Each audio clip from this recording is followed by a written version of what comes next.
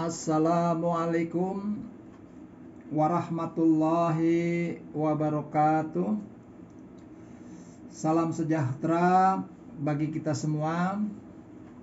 Salam Om Swastiastu, Namo Buddhaya, salam kebajikan. Baiklah anak-anak, pada hari ini kita akan membicarakan teks eksposisi dengan pola mengembangkan pendapat dalam teks eksposisi. Mari kita perhatikan uraian sebagai berikut. Mengembangkan pendapat dalam teks eksposisi oleh Dr. Andes Parmono MPD. Apakah eksposisi itu? Teks eksposisi teks yang bertujuan memaparkan informasi kepada pembaca atau pendengar apabila dilisankan. Eksposisi terdiri atas 3 unsur. Unsur pertama, pernyataan atau pendapat yang sering disebut dengan tesis, yaitu bagian pembuka teks berisi pendapat tentang topik yang dibahas. Unsur kedua, argumentasi. Argumentasi yaitu alasan yang digunakan oleh penulis untuk mendukung atau meyakinkan pendapat yang disampaikan kepada pembaca atau pendengar yang sering disebut dengan tesis. Unsur ketiga adalah penegasan ulang. Bagian akhir teks yang berisi pernyataan ulang yang telah disusun atau yang sering disebut dengan pernyataan penegas. Teks eksposisi itu cirinya menggunakan partisipan secara umum atau pembaca. Yang kedua, menggunakan keadaan atau keterangan sebagai penekanan kalimat. 3, menggunakan konjungsi sebab akibat atau yang sering disebut kausalitas seperti karena, sebab, maka, oleh karena itu. 4, menggunakan konjungsi bahwa, yaitu ialah, adalah, tanda penjelasan atau yang sering disebut eksposisi. 5, menggunakan nominalisasi, yaitu kata benda yang asal mulanya bukan dari kata benda. Contohnya, makanan dari kata makan, minuman dari kata minum, mainan dari kata main. Nomina artinya kata benda asli seperti buku, mobil, meja, kursi. Nominalisasi yaitu kata kerja yang dijadikan kata benda atau kata sifat yang dijadikan kata benda. Contohnya, makanan dari kata makan, jenis kata kerja, minuman dari kata minum, jenis kata kerja, kesedihan berasal dari kata sedih, mendapat imbuhan ke-an, kecantikan dari kata cantik, jenis kata sifat. Pola pengembangan paragraf eksposisi yaitu definisi. Biasanya terdapat kata ialah, yaitu adalah, bahwa. Yang keduanya klasifikasi, yaitu pengelompokan atau dikelompok-kelompokkan. Yang ketiganya proses untuk mengikuti kegiatan OSN, siswa harus atau bisa juga cara memasak Indomie dan seterusnya, itu merupakan proses. Yang keempat, ilustrasi. Merupakan penggambaran atau perbandingan seperti manusia belajar bagaikan bunga yang disiram air. Yang kelima, perbandingan. Perbandingan adalah peribahasa atau ungkapan, diambil contoh seperti wortel merupakan makanan yang mengandung vitamin A. Namun, di sini ada kata namun merupakan sebuah perbandingan. Tips membuat teks eksposisi: tentukan tema atau topik yang diinginkan atau yang diangkat. 2. Tentukan fokus pembahasan dari topik atau tema yang dipilih. 3. Buat kerangka. 4. Ubah kerangka menjadi tulisan lengkap. 5. Koreksi kembali. Dan 6. Selesai. Kemudian, fakta dan opini di dalam eksposisi. Pak Owi merupakan satu-satunya guru laki-laki yang mengajar mata pelajaran bahasa Indonesia. Opininya, cara mengajar Pak Owi tidak ada bedanya dengan cara mengajar guru lain. Fakta adalah kebenaran yang bersifat umum, ada buktinya atau objeknya. Sering disebut objektivitas. Kemudian opini, kebenaran yang bersifat subjektivitas, tidak ada buktinya. Kemudian menyunting. Menyunting adalah memperbaiki sebuah teks sehingga menjadi teks yang baik dari aspek struktur, bahasa, dan materi. Tujuan menyunting adalah menghasilkan sebuah teks yang layak baca dan tidak menimbulkan makna ganda. Langkah-langkah menyunting: 1. Membaca teks, memberikan tanda pada bagian yang kurang atau yang salah. Yang ketiga, melengkapi bagian yang kurang dan membetulkan bagian yang salah. Yang keempat, merevisi. Meringkas. Meringkas adalah menyajikan kembali teks dengan bentuk yang lebih pendek atau ringkas. Langkah meringkas: 1. Membaca teks sampai tuntas. 2. Mengidentifikasikan teks. Yang ketiga, menyusun intisari teks menjadi ringkasan. Mengevaluasi. Mengevaluasi artinya menilai baik atau buruk. Mengonversi artinya mengubah jadi bentuk lain. Langkah-langkah mengkonversi: 1. Membaca secara cermat teks eksposisi. 2. Menentukan bentuk teks dan sasarannya. 3. Menentukan komponen-komponen teks. Yang keempat, mengubah penyajian teks ke dalam bentuk yang lain. Contoh teks eksposisi.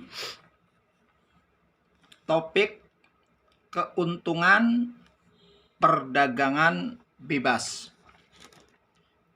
Perhatikan, topik keuntungan perdagangan bebas memiliki 9 paragraf. Terdiri atas 1. Pernyataan pendapat. 2. Argumentasi 1. 3. Argumentasi 2. 4. Argumentasi 3. 5. Dari aspek ekonomi. 6. Dari aspek politisi. 7. Dari aspek buruh atau politisi. 8. Penegasan ulang. 9. Kesimpulan. Keuntungan perdagangan bebas. Untuk mendorong perubahan produksi dalam negeri, perdagangan bebas perlu dilaksanakan karena perdagangan bebas memiliki banyak keuntungan yang dapat dimanfaatkan dari berbagai aspek, seperti contohnya dari aspek ekonomi, aspek politik, dan aspek buruh atau tenaga kerja.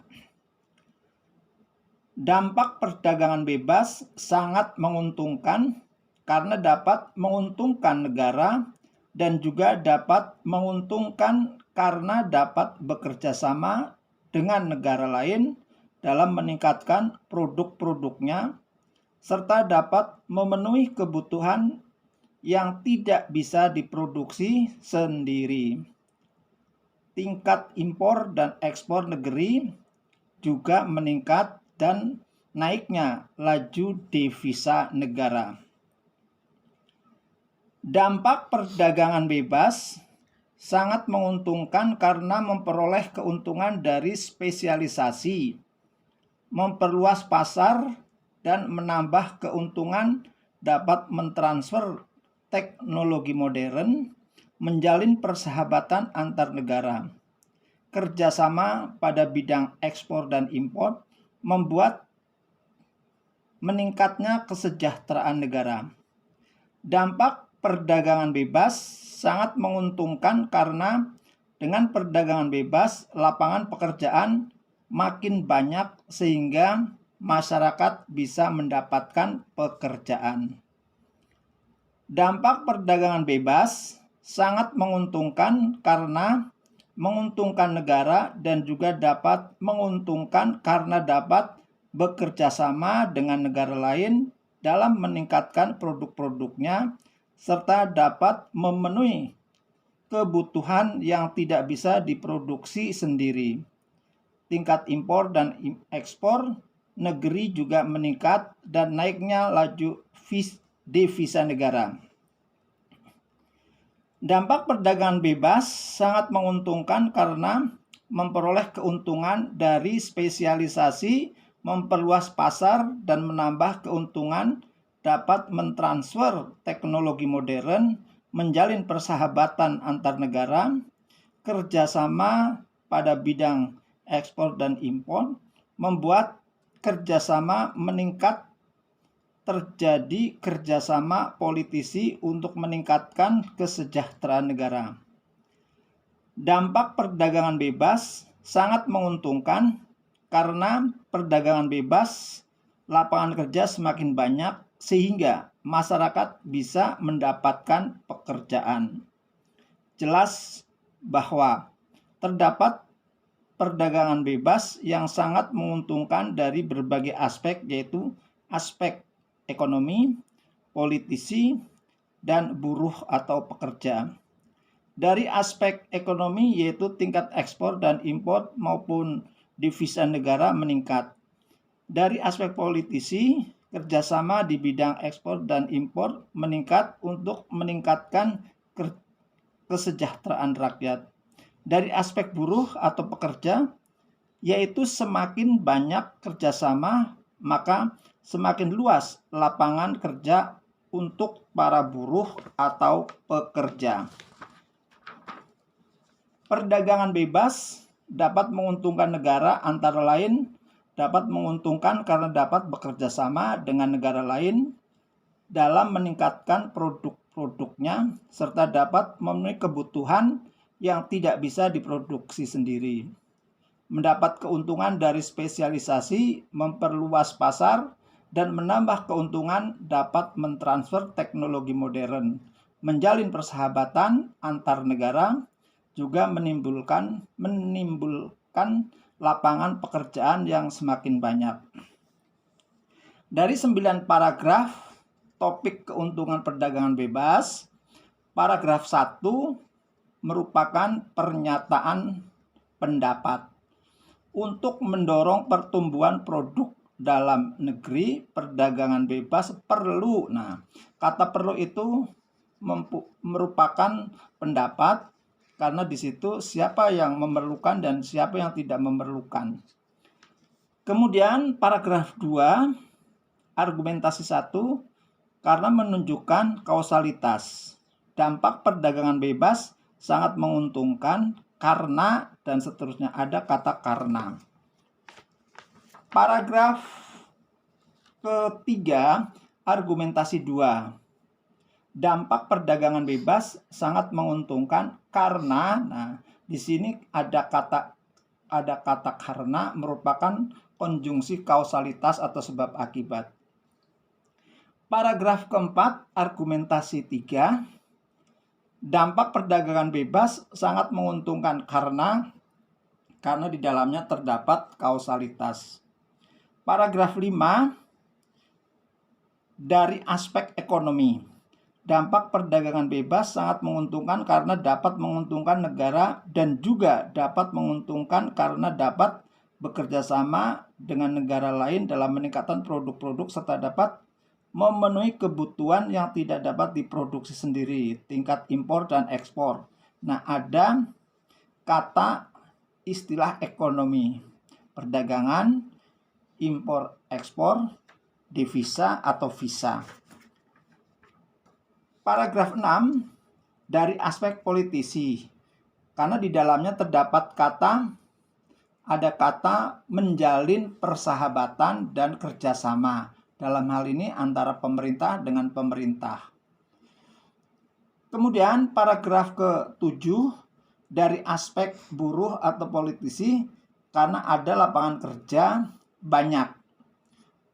Dampak perdagangan bebas sangat menguntungkan karena dengan perdagangan bebas lapangan kerja semakin banyak. Paragraf ke-9, kata jelas itu menunjukkan penegasan. Jelas bahwa terdapat perdagangan bebas yang sangat menguntungkan. Jelas, kata jelas itu penegasan. Kemudian paragraf ke-9 merupakan kesimpulan. Perdagangan bebas dapat menguntungkan negara, antara lain dapat menguntungkan karena dapat bekerja sama dan seterusnya. Ini merupakan sebuah kesimpulan karena dapat menguntungkan negara, kerjasama, kemudian meningkatkan produk, kemudian meningkatkan impor, ekspor, dan seterusnya. Nah, sekarang tugas kita adalah buatkan karangan eksposisi atau cari karangan eksposisi minimal 5 paragraf.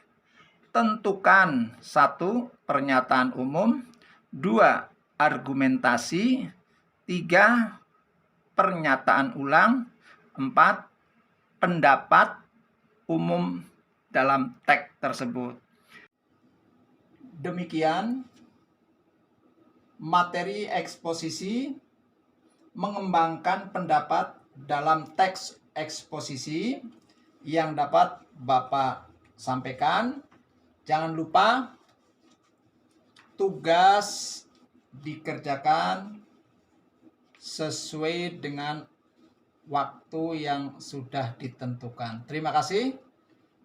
Wassalamualaikum warahmatullahi wabarakatuh.